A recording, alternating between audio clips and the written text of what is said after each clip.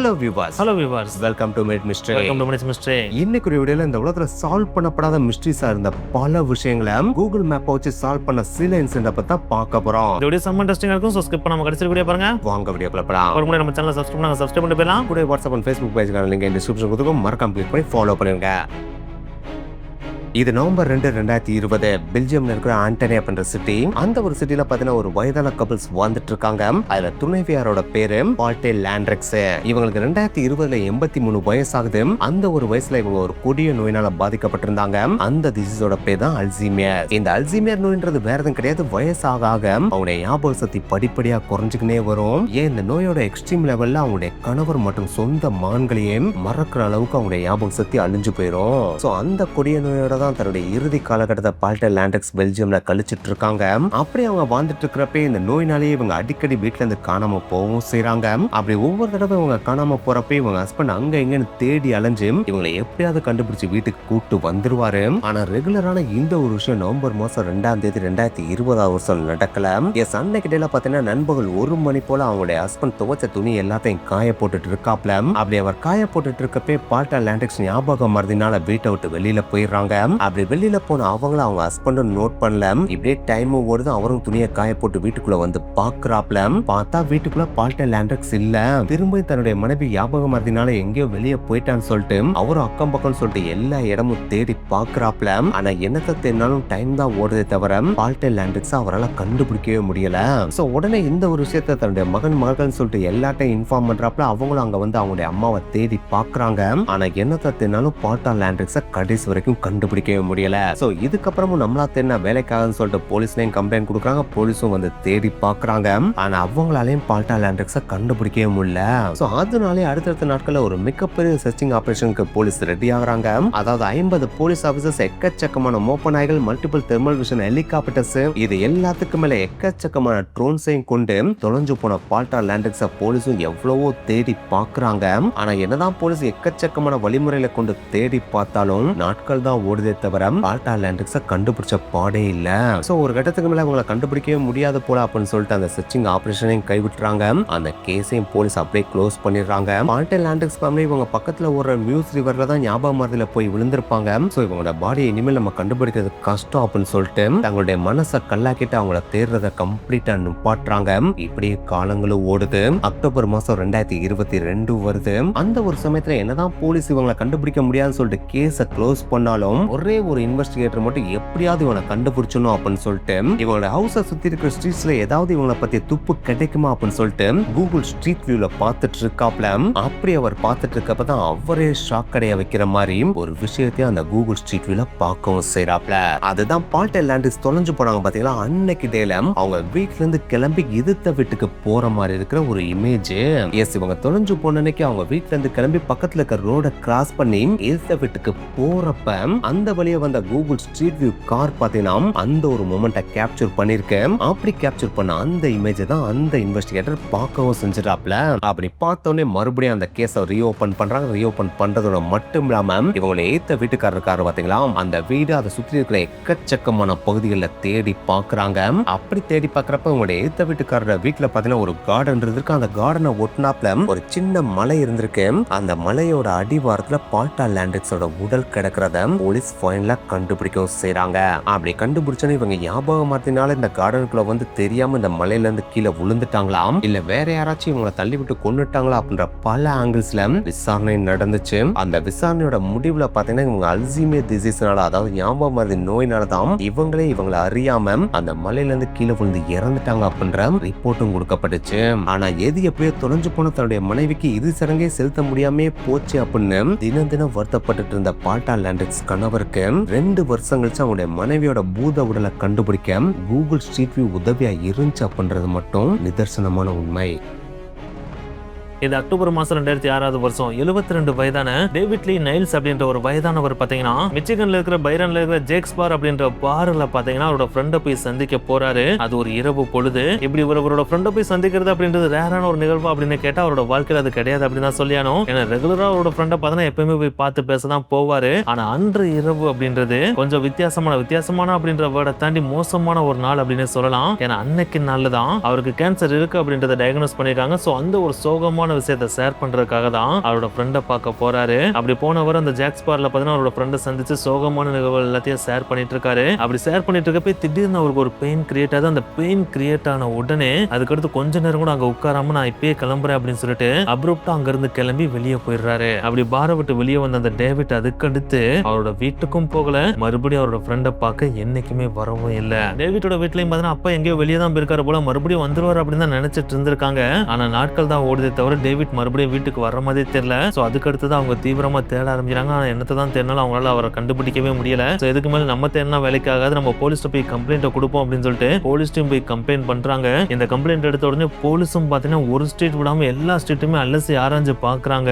ஆனா எங்க தேடினாலுமே டேவிட் எங்க போனார் அப்படின்றத யாராலுமே கண்டுபிடிக்கவே முடியல. இப்படியே காலங்கள் ஓடுது. 2011 வருஷமும் வருது. இன்னும் கொஞ்சம் எக்ஸாக்டா சொல்லணும் அப்படின்னா டேவிட் காணாமல் போய் கிட்டத்தட்ட 5 வருடங்கள் ஆகுது. 5 வருடம் ஆகியும் டேவிட் அப்படின்ற ஒரு மறுபடியும் வீட்டுக்கு திரும்ப வரல அப்படின்னா கண்டிப்பா அவர் இறந்துதான் போயிருப்பாரு அப்படின்னு சொல்லிட்டு அவங்க ஃபேமிலி மெம்பர் நினைச்சிட்டு இதுக்கு மேலே அவரை நம்ம தேட வேணா, அவருடைய ஆன்மா சாந்தி அடைறதுக்கு இறைவனை வேண்டிக்கிறோம் அப்படின்னு சொல்லிட்டு இரங்கல் செய்தியை வெளியிடுற விதமா நாளிதழ்கள்ல இரங்கல் செய்தியையும் வெளியிடுறாங்க. அந்த இரங்கல் செய்தியில அவங்க என்ன குறிப்பிடுறாங்க அப்படின்னா 72 வயதான டேவிட் லீ நெயில்ஸ் அப்படின்ற எங்க குடும்பத்தை சேர்ந்த இந்த நபர் இயற்கை ஏதிட்டாரு. ஆனா இப்படி இயற்கை எதின அந்த நபர் எந்த இடத்துல இயற்கை எதினாரு, எப்ப இயற்கை எதினார் அப்படின்றது கடவுளுக்கு மட்டும்தான் தெரியும் அப்படின்னு சொல்லிட்டு இரங்கல் செய்தியை நாளிதழ்கள்ல பப்ளிஷ் பண்றாங்க. இப்படியே காலங்கள் ஓடுது. கிட்டத்தட்ட 4 வருடங்கள் கிடக்குது. இன்னும் கொஞ்சம் எக்ஸாக்டா சொல்லணும் அப்படின்னா 2015 வருடம் வருது. அந்த டைம்ல பைரன் கவுண்டில இருக்கிற குக் ஃபியூனரல் ஹோம்ல ஒர்க் பண்ணிட்டு இருக்கிற பைரன் ஹவுஸ்மேன் அப்படின்ற எம்ப்ளாயி பாத்தீங்கன்னா அந்த டைம் கிறிஸ்மஸ் டைம் அப்படின்றனால கிறிஸ்மஸ் ட்ரீக்கு மேல ஒரு லைட்டை மாட்டுறதுக்காக ஏணியை போட்டு மேல ஏறி லைட்டை மாட்ட போறாரு.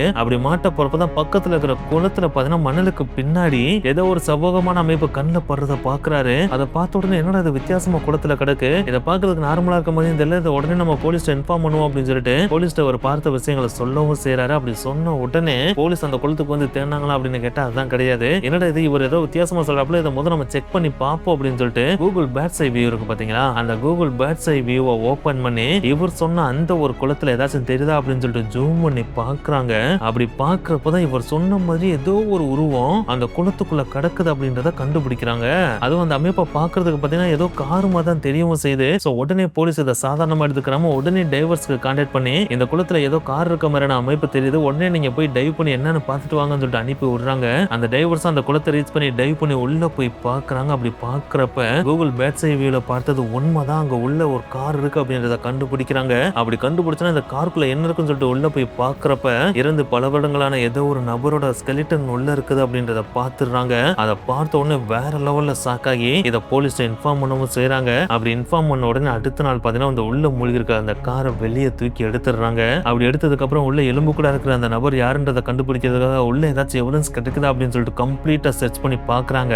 அப்படி பாக்குறப்பதான் உள்ள ஒரு வேலட் இருக்கிறத கண்டுபிடிக்கிறாங்க. அந்த வேலட் எடுத்து ஓபன் பண்ணி பாக்குறப்பதான் அது டேவிட் லீ நெயில்ஸ் அப்படின்ற ஒரு நபருடையதுன்றதையும் கண்டுபிடிக்கிறாங்க. அப்படி கண்டுபிடிச்ச உடனே இவரை பத்தின மிஸ்ஸிங் கம்ப்ளைண்ட் எங்கேயாச்சும் ரெஜிஸ்டர் ஆயிருக்கா அப்படின்னு தேட ஆரம்பிக்கிறாங்க. அப்படி தேடி பாக்குறப்பதான் 2006 வருஷம், அதாவது கிட்டத்தட்ட 9 வருடங்களுக்கு முன்னாடி டேவிட் லீ நெயில்ஸ் காணாம போயிருக்காரு அப்படின்னு சொல்லிட்டு அவரோட குடும்பத்தார் பதிவு பண்ண மிஸ்ஸிங் கம்ப்ளைண்ட கண்டுபிடிக்கிறாங்க. அப்படி கண்டுபிடிச்சா அவங்களோட ஃபேமிலிக்கு இதை இன்ஃபார்ம் பண்ணவும் செய்யறாங்க. அப்படி இன்ஃபார்ம் பண்ணி அவங்களும் வந்து செக் பண்ணி பாக்குறாங்க. அப்படி செக் பண்ணி பாக்குறப்ப அவங்களால அவங்களோட எமோஷன்ஸை கண்ட்ரோல் பண்ணவே முடியல. ஏன்னா அந்த கார் அவங்களுடைய அப்பாவுடைய கார் தான். அது மட்டும் கிடையாது, அவங்க எடுத்து எவிடன்ஸா காமிச்ச அந்த வேலட்டும் அவங்களுடைய அப்பாவோட வேலட் தான் அப்படின்றத கன்ஃபார்ம் பண்ணவும் செய்யறாங்க. அப்படி கன்ஃபார்ம் பண்ணதுக்கு அப்புறம் அவங்களோட எமோஷன்ஸ் அவங்களால கண்ட்ரோல் பண்ணவே முடியல. இதனால் வரைக்கும் இவர் எங்க இருந்தார், எப்படி இருந்தார்ன்றது தெரியாம இருந்தோம். இன்னைக்கு இவரோட ஸ்கெலிட்டன் கிடைச்சதே எங்களுக்கு கிடைச்ச ஒரு மிகப்பெரிய பாக்கியமா நினைக்கிறோம். இனிமேல் இவருக்கு நாங்க ப்ராப்பரா நல்லடக்கம் செஞ்சு இவருடைய ஆன்மா சாந்தி அடைய வேண்டிக்கிறோம் அப்படின்னு சொல்லிட்டு அவருக்கு ப்ராப்பரான இறுதி சடங்கு செலுத்தவும் செஞ்சாங்க. அது மட்டும் கிடையாது, இவரை கண்டுபிடிக்க உதவி பண்ண கூகுள் பேட்ஸ் ஐ வியூக்கும் அவங்க மிகப்பெரிய தேங்க்ஸ் சொல்லவும் செஞ்சாங்க. ஸோ இப்படிதான் பார்த்தீங்கன்னா கிட்டத்தட்ட 9 வருட மிஸ்ட்ரி கூகுள் பேட்ஸ் ஐ வியூ மூலமா சால்வ் பண்ணவும் பட்டுச்சு. இது 1980 மற்றும் 90 காலகட்டம். இத்தாலியாவே பார்த்தீங்கன்னா சிசிலியன் மாஃபியா அப்படின்ற ஒரு கேங்ஸ்டர் கும்பல் ஆட்டி படைச்சிட்டு இருந்துச்சு. அப்படி ஆட்டி படைச்சிட்டு இருந்த அந்த கேங்ஸ்டர் கும்பல்ல இருக்க ஒரு முக்கியமான ஆள் அப்படின்னா அது ஜாக்கியோவா கேமினோ அப்படின்னு சொல்லலாம். இவன் இந்த கேங்ஸ்டர் கும்பல் மூலமா எக்கச்சக்கமான கிரைம்ல ஈடுபட்டு இருந்தான். அப்படி ஈடுபட்டு இருந்த இவன் 1984 ஃபர்ஸ்ட் டைம் அரெஸ்ட் பண்ணவும் செய்யறாங்க. ஆனா என்னதான் அரெஸ்ட் பண்ணாலும் அவன் பவர் மற்றும் இன்ஃபுளுன்ஸ் வச்சு கொஞ்ச நாள்லயே வெளியே வரவும் செஞ்சிடறான். அப்படி வெளியில வந்து அவன் மறுபடியும் அவனுடைய வழக்கமான வேலையில காட்டவும் செய்யறான். அதுக்கப்புறம் போலீஸ் அவனை கண்டுபிடிக்கவே முடியல. இப்படியே காலங்கள் ஓடுது. 14 வருடங்களும் கடக்குது. ஃபைனலா 1998 வருஷம் ஸ்பெயின்ல இருக்க பார்சிலோனாக்கு பக்கத்துல வச்சு போலீஸ் இவனை அரெஸ்ட் பண்ணவும் செய்றாங்க. அரெஸ்ட் பண்றதோட மட்டும் இல்லாம போன தடவை வெஸ் ஆன மாதிரி இந்த தடவை வெஸ் ஆயிடக்கூடாது அப்படின்றதுக்காக இவனை கொண்டு போய் கோர்ட்ல நிப்பாட்டி இவனுக்கு ஆயுள் தண்டனை வாங்கி கொடுக்கவும் செய்றாங்க.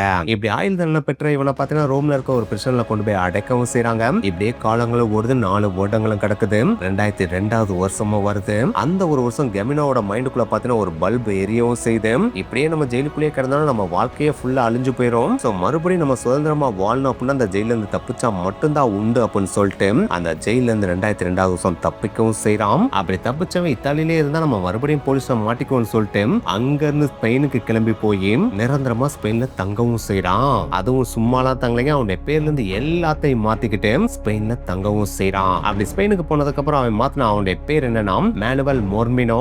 அந்த ஒரு பேரோட தான் ஸ்பெயின்ல வசிக்கவும் செய்யறான். அப்படி வசிக்கிறதோட மட்டும் இல்லாம ஸ்பெயின்ல அவனுடைய பிசினஸை ஸ்டார்ட் பண்றான். ஆனா இந்த தடவை மாஃபியா மாதிரியான பிசினஸ் பண்ணா கண்டிப்பா போலீஸ்ல மறுபடியும் மாட்டிக்கும் அப்படின்றது தெரிஞ்சனாலேயே இந்த தடவை திருந்தி ரெஸ்டாரண்ட் மாதிரியான பிசினஸ் ஸ்டார்ட் பண்ணவும் செய்யறான். அதுக்கு மனுஸ் கிச்சன் அப்படின்னு பேர் வைக்கவும் செய்யறான். அந்த பிசினஸ் ஓரளவுக்கு சக்சஸ்ஃபுல்லா ஓடுனாலே அதுக்கு பக்கத்திலேயே பாத்தீங்கன்னா மனுஸ் ஃப்ரூட்ஸ் அண்ட் வெஜிடபிள்ஸ் அப்படின்னு சொல்லிட்டு இன்னொரு கடையை நாளடைவுல ஓபன் பண்ணவும் செய்யறான். சோ இப்படியே அவனுடைய வாழ்க்கை பாத்தீங்கன்னா ஸ்பெயின்ல ரொம்ப ஸ்மூத்தாவும் போயிட்டு இருக்கு. அங்கேயே ஒரு பொண்ணை பார்த்து கல்யாணம் பண்ணவும் செய்யறான். அவனுடைய ஃபேமிலியை கொஞ்சம் கொஞ்சமா ஸ்பெயின்ல பறந்து விரிவாக்கவும் செய்யறான். இப்படி இவன் ஸ்பெயின்ல ஜாலியா வாழ்ந்துட்டு இருக்கிறப்ப இன்னொரு பக்கம் சிசிலியன் போலீஸ் பாத்தீங்கன்னா ஜெயில இருந்து தப்பிச்சு போன இவனை எப்படியாவது கண்டுபிடிச்சு ஆண்டான்னு சொல்லிட்டு இத்தாலி ஃபுல்லா வலை வீசி தேடுறாங்க. ஆனா என்னத்தினால இவனை இத்தாலியில கண்டுபிடிக்கவே முடியல.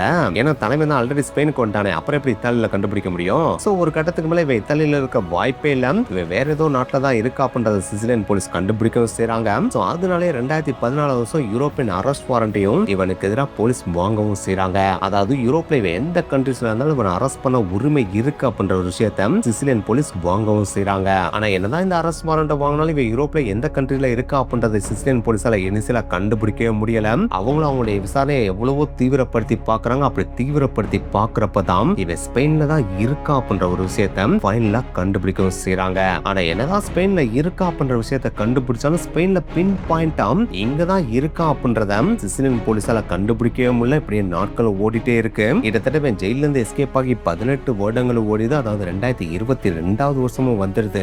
அந்த ஒரு டைம்ல தான் சிசிலியன் போலீஸ்னாலும் மண்டல திடீர்னு ஒரு பல்ப் எரியுது. ஏன் நம்ம இந்த பாயிண்ட் ஆஃப் வியூல இவனை தேடி பார்க்க கூடாது அப்படின்னு சொல்லிட்டு யோசிக்கிறாங்க. அதுதான் இவன் ஸ்பெயின்ல இருக்கான்னு தெரியுது. ஆனா ஸ்பெயின்ல எங்க இருக்கான்னு தெரியல. பேசாம நம்ம கூகுள் ஸ்ட்ரீட் வியூ எடுத்து ஸ்பெயின்ல இருக்க ஒவ்வொரு ஸ்ட்ரீட்டா சர்ச் பண்ணா இவனோட அங்கடையாளங்கள் எங்கேயாவது தென்பட்டா இவனை கண்டுபிடிச்சலாம்னு அப்படின்னு சொல்லிட்டு கூகுள் ஸ்ட்ரீட் வியூ எடுத்து ஸ்பெயினோட ஒவ்வொரு ஸ்ட்ரீட்டா சர்ச் பண்ண ஆரம்பிக்கிறாங்க. இதை கேட்கறதுக்கு வேணா வினோதமான ஐடியாவா தெரியல, இருந்தாலும் ட்ரை பண்ணி பார்ப்போமே அப்படின்னு தான் சிசிலியன் போலீஸும் ட்ரை பண்ணி பார்த்திருக்காங்க. ஆனா அவங்க ட்ரை பண்ணதுக்கு பலன் கிடைக்கும் வகையில மேட்ரிக்கு பக்கத்துல இருந்த ஒரு ஸ்ட்ரீட்ல பாத்தீங்கன்னா கேமினோ மாதிரியான உடல் அமைப்பை கொண்ட ஒருத்தரை கண்டுபிடிக்கவும் செய்றாங்க. எஸ் கூகுள் ஸ்ட்ரீட் வியூல பாத்தீங்கன்னா எந்த ஒரு பேஷனோட முக அடையாளத்தெல்லாம் கிளியரா காட்ட மாட்டாங்க, அதை பிளர் பண்ணிடுவாங்க. சோ அதனாலே சிசிலியன் போலீஸ் அவனுடைய உடல் அமைப்போட ஒத்த உடல் அமைப்பு எது இருக்கான்னு தான் தேடி பார்த்திருக்காங்க. அப்படி தேடி பார்த்தப்பதான் மேட்ரிக்கு பக்கத்துல இருந்த ஒரு ஸ்ட்ரீட்ல இவனுடைய உடல் அமைப்பை ஒத்த ஒருத்தரை கண்டுபிடிக்கவும் செய்றாங்க. அதுவும் எந்த இடத்துல கண்டுபிடிக்கிறான்னு பாத்தீங்கன்னா அவன் கடையை போட்டிருந்தான் பாத்தீங்களா, Manus kitchen and Manus vegetable and fruits சொல்லிட்டு அந்த கடைக்கு பக்கத்திலே கண்டுபிடிக்கவும் செய்றாங்க. அப்படி கண்டுபிடிச்ச உடனே அங்க போய் இவனை அரெஸ்ட் பண்ணாங்களா அப்படின்னு கேட்டா அதுவும் கிடையாது. உண்மையிலேயே இந்த உடல் அமைப்போட ஒத்தவை இவன் தானா அப்படின்றத கன்ஃபார்ம் பண்றதுக்காக அதுக்கடுத்து ஃபேஸ்புக்கு போய் அந்த மனுஸ் கிச்சன்ல ஏதாவது போஸ்ட் போட்டிருக்காங்களா அப்படின்னு சொல்லிட்டு தேடி பார்த்திருக்காங்க. அப்படி தேடி பார்த்தப்ப அந்த மனுஸ் கிச்சன்ல அப்படியே செஃப்போட ட்ரெஸ்ஸ போட்ட மாதிரி தலைவர் ஒரு போஸ்ட கொடுத்து போஸ்ட் வேற போட்டிருந்திருக்காப்ல. சோ அந்த போஸ்ட பார்த்தனே சிசிலியன் போலீஸ் கன்ஃபார்ம் பண்ணவே செஞ்சிடறாங்க. நம்ம இவனா தேடிட்டு இருந்த கேமினோ இவன் தாண்டா அப்படின்றத அதை கன்ஃபார்ம் பண்ணனே அந்த மனு கிச்சனுக்கு நேரா வண்டியை விடுறாங்க. வண்டியை விடுறதோட மட்டும் இல்லாம அங்க போய் கெமினோவை அரெஸ்ட் பண்ணவும் செய்றாங்க. அப்படி அரெஸ்ட் பண்ணப்ப கெமினோ போலீஸ்ட கேட்ட ஒரே விஷயம் இதுதான், ஏ சார் என்ன எப்படி சார் கண்டுபிடிச்சீங்க? கடைசி 10 வருஷமா என் ஃபேமிலிட்ட கூட நான் போன்ல பேசினது கூட கிடையாது சார். அப்படி இருக்கும்போது என்ன எப்படி சார் கண்டுபிடிச்சீங்க அப்படின்ற ஒரு ஷாக்கிங் கலந்த கன்ஃபியூஷன்ல தான் போலீஸ்ட அவன் கேள்வி கேட்கவே செஞ்சிருக்கான். சோ அந்த அளவுக்கு கிட்டத்தட்ட 18 வருஷமா போலீஸ்க்கே தண்ணி காட்டிட்டு இருந்த ஒரு கேங்ஸ்டர் கண்டுபிடிக்க கூகுள் ஸ்ட்ரீட் வியூ காரணமா இருந்திருக்கு அப்படின்றதான் இங்க இருக்க நிதர்சனமான உண்மையே. சோ இத பத்தி உங்களோட கருத்து என்ன அப்படின்றதை கீழே மறக்காம கமெண்ட் பண்ணுங்க.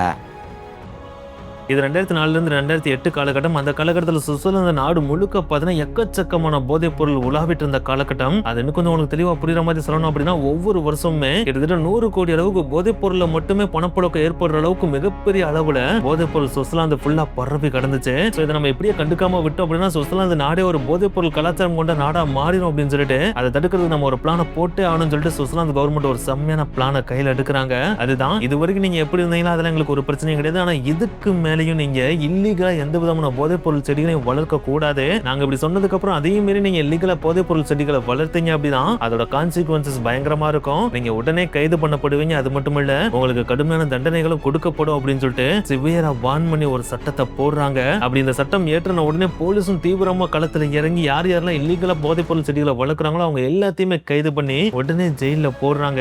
இதனாலே சுவிட்சர்லாந்து முழுக்க இல்லீகலா போதைப் பொருள் செடிகளை வளர்த்தவங்க கொஞ்சம் கொஞ்சமா குறைய ஆரம்பிக்கிறாங்க. அப்படி குறைய ஆரம்பிக்கிறப்பதான் ஜூரிச் போலீஸுக்கு ஒரு இன்ஃபர்மேஷன் வருது. அதுதான் நார்த் ஈஸ்டர்ன் ஸ்டேட்டான துர்காவுக்கு பக்கத்துல இருக்கிற ராப்பர்ஸ்வில்ல சில பேர் இல்லீகலா போதைப் பொருள் செடிகளை வளர்க்குறாங்க அப்படின்ற ஒரு இன்ஃபர்மேஷன். இந்த ஒரு இன்ஃபர்மேஷன் கிடைச்ச உடனே போலீஸும் பார்த்தா அந்த இடங்கள்ல போயிட்டு ஏதாச்சும் நம்ம கண்டுபிடிக்க முடியுமா அப்படின்னு சொல்லிட்டு அக்சஸ் பண்ண ட்ரை பண்றாங்க. ஆனா அவங்க எவ்வளவுதான் ட்ரை பண்ணாலும் அந்த பிளேஸ்க்கு போய் அவங்களால புதுசா அக்சஸ் பண்ணவே முடியல.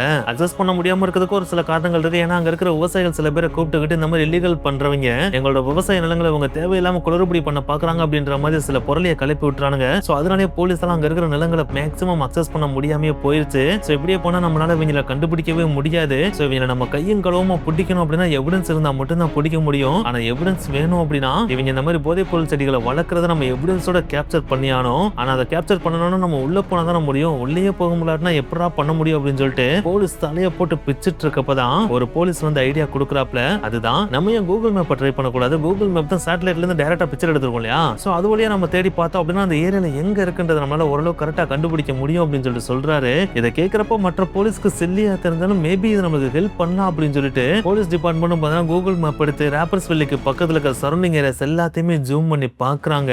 அப்படி பாக்குறப்பதான் ஒரே ஒரு இடத்துல வித்தியாசமான பேட்டர்ன்ல பயிர்கள் வளர்ந்துருக்கதை பாக்குறாங்க.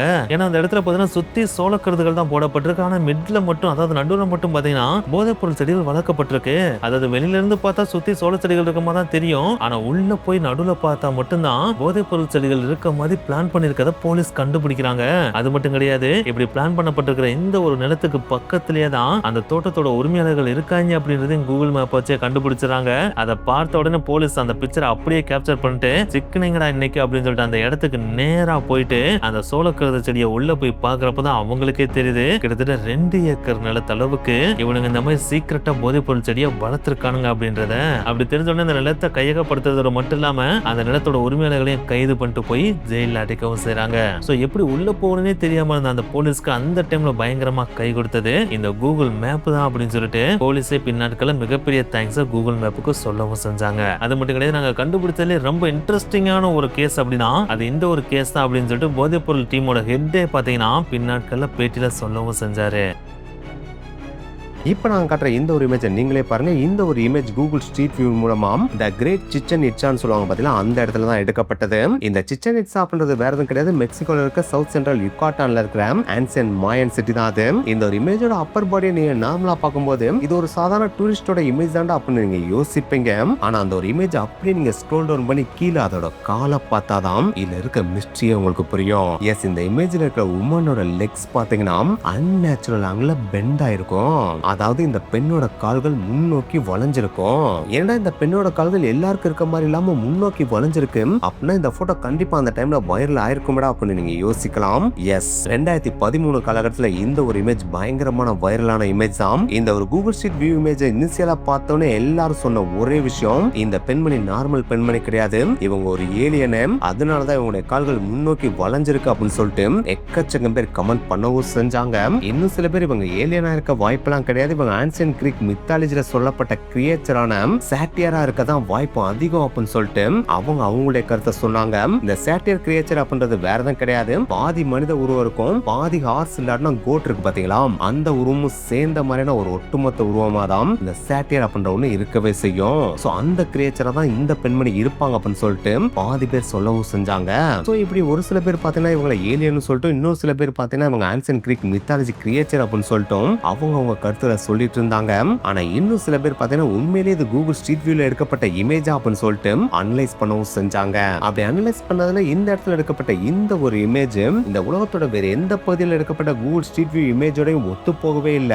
அதாவது ஒரு மனித உருவம் ஸ்ட்ரெச் ஆன மாதிரி, இல்லன்னா கால்கள் வளைஞ்ச மாதிரி, இல்லன்னா மனித உருவம் ஒரு அப்நார்மல் பொசிஷன்ல இருந்த மாதிரி, இப்படி எந்த மாதிரியான வித்தியாசமான உருவங்களும் கூகுள் ஸ்ட்ரீட் வியூல வேற எந்த இடத்துலயும் எடுக்கப்பட்ட மாதிரியே தெரியல. அதாவது பதிவான மாதிரியே தெரியல.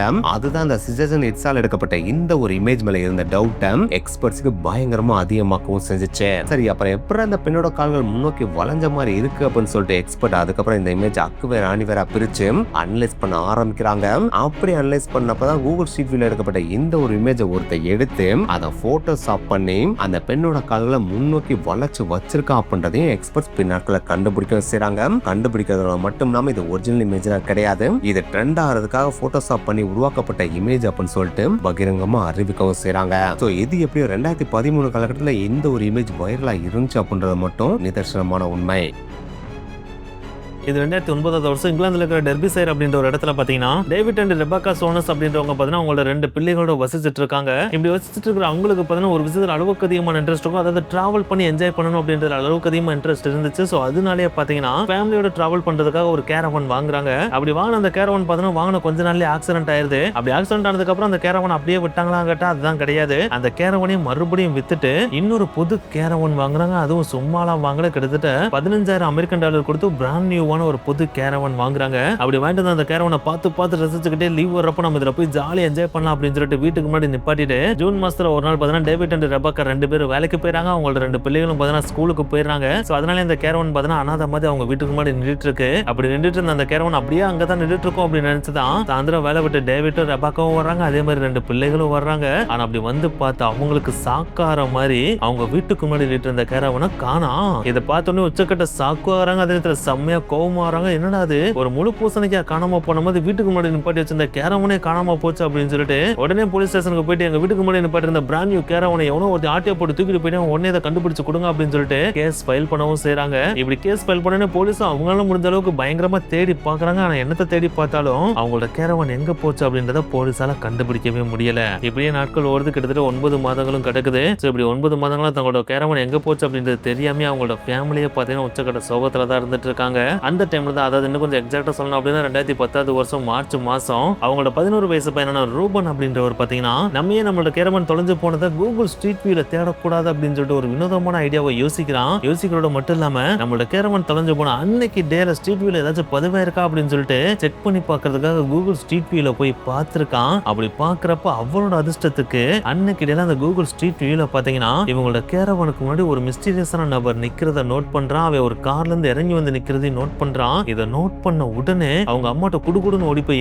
ஏமா நம்மளோட கேரவன் தொலைஞ்ச அன்னைக்கு இப்படி ஒரு நபர் கார்ல இருந்து இறங்கி வந்து நம்ம கேரவன்ட்ட நிக்கிறான், இவன் நம்மளோட சொந்தக்காரன் எந்த காரனா நம்மளுக்கு தெரிஞ்சவனா அப்படின்னு சொல்லிட்டு கேட்கறான். அதை கேட்டு அவங்க அம்மாவும் உத்து பாக்குறாங்க. உத்து பார்த்துட்டு இவனா நம்ம சொந்தக்காரனா இருக்கிறதுக்கு வாய்ப்பே கிடையாது, இவனை நான் பார்த்ததே கிடையாது, உங்க அப்பா வீட்டு சைட்ல இந்த மாதிரி ஒருத்தனை நாங்க பார்த்ததே கிடையாது அப்படின்னு சொல்லிட்டு அடிச்சு சொல்றாங்க. அப்படி சொன்ன உடனே அப்ப இவன் தான் நம்மளோட கேரவனை திருடிட்டு போயிருக்கணும், இவனை பத்தின டீடைல்ஸ் கண்டுபிடிச்சோம் அப்படின்னா நம்ம கேரவனை கண்டுபிடிச்சலாம் அப்படின்னு சொல்லிட்டு உடனே இந்த ஸ்ட்ரீட் வியூ பிக்சரை கொண்டு போய் போலீஸ்டையும் காமிக்கிறாங்க. போலீஸும் அதை அனலைஸ் பண்ணி பார்த்துட்டு மேபி இவன் திருடி இருக்கலாம் அப்படின்னு சொல்லிட்டு இன்வெஸ்டிகேஷன் ஸ்டார்ட் பண்றாங்க. ஆனா என்னதான் இன்வெஸ்டிகேஷன் ஸ்டார்ட் பண்ணாலும் நம்ம ஆல்ரெடி சொன்ன மாதிரி கூகுள் ஸ்ட்ரீட் வியூல பார்த்தா ஃபேஸ் கிளியரா இருக்காது, பிளர் பண்ணப்பட்டிருக்கும். அது மட்டும் கிடையாது, காரு, பைக், பஸ், கேரவன் சொல்லிட்டு எதோட பிளேட்டும் பார்த்தா கிளியர் கட்டா இருக்காது, அதுவும் பார்த்தா பிளர் பண்ணப்பட்டதா இருக்கும். சோ அதே மாதிரி இங்கேயும் பிளரா இருக்கு. சரி இருந்தாலும் பரவாயில்ல, இந்த கேஸை பத்தி நம்ம அக்கம் பக்கத்துல விசாரிச்சு பார்க்கலாம் அப்படின்னு சொல்லிட்டு அவங்களோட வீட்டுக்கு பக்கத்துல இருக்கிற நெய்பர்ஹுட்ல போயிட்டு விசாரிச்சு பாக்குறாங்க. அப்படி விசாரிச்சு பாக்குறப்பதான் இவங்க வீட்டுக்கு பக்கத்து வீட்டுல இருந்த ஒரு நபர் பாத்தீங்கன்னா, அட ஆமாங்க இந்த நபர் நான் அன்னைக்கே பார்த்தேன், இவன் கேஸ்ல கார்ல இருந்து இறங்கி வந்து உங்க கேரவன் எடுத்துட்டு தான் போனியா, இப்படி இவன் கேஸ்ல இறங்கி வந்து எடுத்துட்டு போறத பார்த்தோன்னே உங்க சொந்தக்காரன் எடுத்துட்டு போறியாம் போல,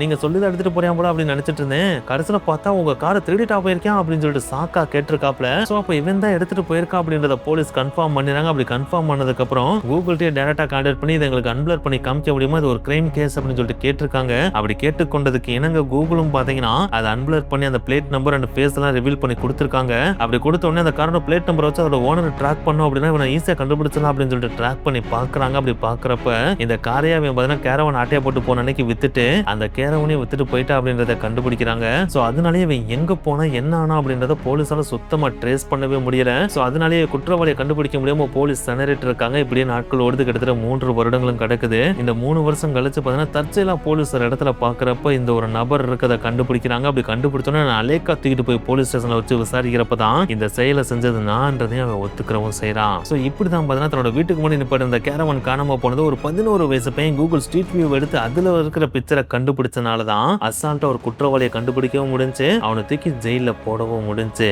சோ அதனாலேயே அவங்க ஃபேமிலியை பார்த்தீங்கன்னா கூகுள் ஸ்ட்ரீட் வியூக்கு அந்த டைம்ல தேங்க்ஸ் சொல்லவும் செஞ்சாங்க. ஸோ இந்த கூகுள் ஸ்ட்ரீட் வியூவை பத்தி உங்களுடைய கருத்துக்களை என்ன பண்றீங்க கீழே மறக்காம கமெண்ட் பண்ணுங்க. இதே மாதிரி உங்களோட லைஃப்ல ஏதாச்சும் இன்சிடென்ட் நடந்துருச்சு அப்படின்னா கீழே மறக்காம கமெண்ட் பண்ணுங்க. நெக்ஸ்ட் வீடியோ மீட் பண்ணலாம். பாய்.